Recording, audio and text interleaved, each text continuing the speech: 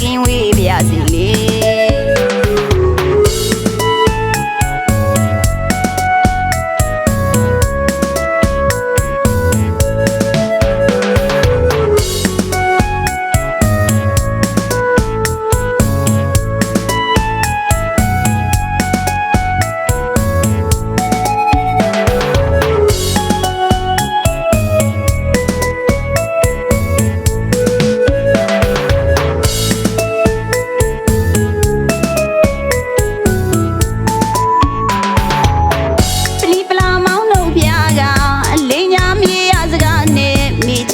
လေစားသွားတယ်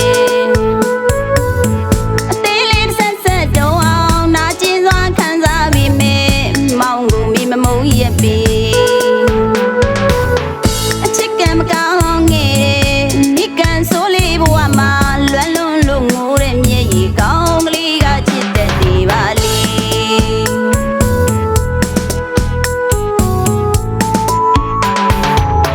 အများကြီးကချစ်သူတွေပြောနေတာမြင်ရတော့လေမင်းနဲ့ပုံမေးပြပွေ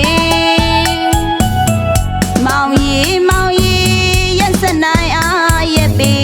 မိမဘာပြစ်ရှိလဲပြောစမ်းမလေး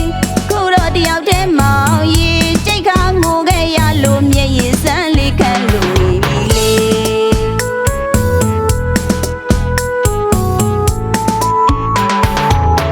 အချစ်နဲ့ပတ်သက်လာရင်ကန်ခေသူဒီကဘာထဲမှာမိတယောက်တည်းလို့ဆိုရမ